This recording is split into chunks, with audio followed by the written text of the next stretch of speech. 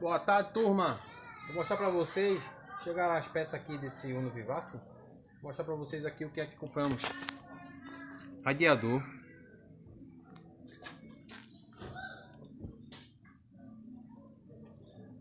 Diferença dele aí. Filtro de ar. Filtro de combustível. Filtro de óleo. Silicone spray. Descarbonizante. Junta da tampa de válvula. Cano d'água.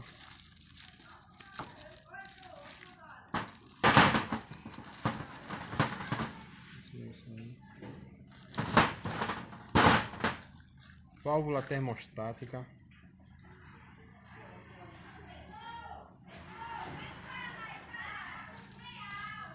Já completa com sensor. Braçadeira. Que opta por essa braçadeira da larga, por ter mais área de contato,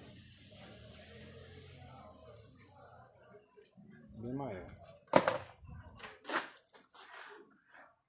Correia dentada.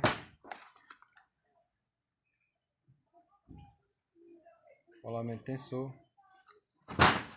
Esse aqui é o tensor automático. Correia do alternador. Correia do hidráulico. Esse é o cano d'água velho.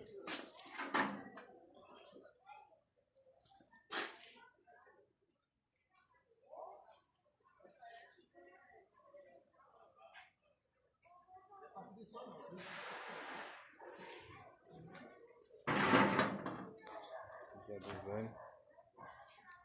As peças deles estão aqui separadas.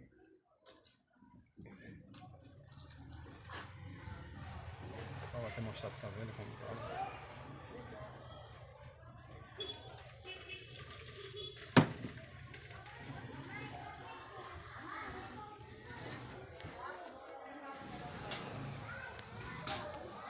É isso aí, turma. Esse é um vídeo para mostrar para vocês o que compramos.